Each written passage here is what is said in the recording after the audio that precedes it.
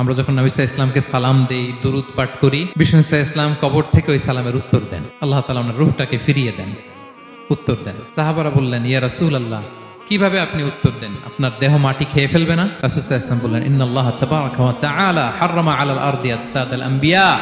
আল্লাহ তাআলা নবীদের দেহকে নষ্ট করা মাটির জন্য হারাম করে দিয়েছেন। কোনো মাটি কোনো নবীর দেহকে টাচ করতে পারে না, নষ্ট করতে পারে না। নবীরা কবরে জীবিত, সেখানে সালাত আদায় করে, তাদেরকে স্পেশাল রিজিক দেওয়া হয়। এটাকেই বলা হয় হায়াতুন নবী।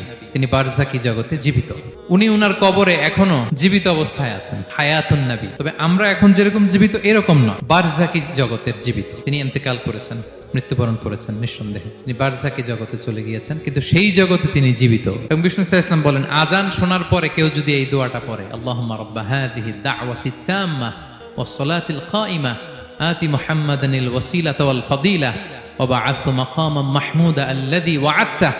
এই দোয়াটা যে পড়ে আজান শোনার পরে, বিষ্ণু সাল্লাল্লাহু আলাইহি ইসলাম বলেন, হাল্লাত লাহু শাফাআতি ইয়াউমাল কিয়ামা, কিয়ামতের দিন তার জন্য সুপারিশ করা আমি নবীর জন্য ওয়াজিব হয়ে যায়। যারা পড়েন না পড়বেন। এবার কিয়ামতে বিষ্ণু সাল্লাল্লাহু আলাইহি ইসলামের কি ফিচার থাকবে একটু কিয়ামতেরটা শুনে শেষ করি। বিষ্ণু সাল্লাল্লাহু আলাইহি ইসলাম বলেন, আনা আউয়ালু মান ইয়ানশাক্কু আনহুল কবরু। কিয়ামতের দিন ময়দানে মাহশারে, হাশরের ময়দানে সর্বপ্রথম আমি কবর ফুঁড়ে উপরে উঠে দাঁড়াবো। কে উঠে দাঁড়াবে? বিষ্ণু সাল্লাল্লাহু আলাইহি ইসলাম সর্বপ্রথম কবর ফুঁড়ে উনি উঠে দাঁড়াবেন। এবং হাশরের ময়দানে উনি কোথায় দাঁড়াবেন? ওনার জন্য একটা স্পেশাল জায়গা থাকবে। জায়গাটার নাম হচ্ছে মাকামে মাহমুদ। জায়গাটার নাম কি? মাকামে মাহমুদ। ওইখানে বিষ্ণু সাল্লাল্লাহু আলাইহি ইসলাম মাকামে মাহমুদে দাঁড়াবেন। আল্লাহ তাআলা বলেন, ওয়া মিনাল লাইলি ফাতাহাজ্জাদ বিহি নাফিলাতাল লাক আসা আই ইয়াবআসাকা রাব্বুকা মাকামান মাহমুদা।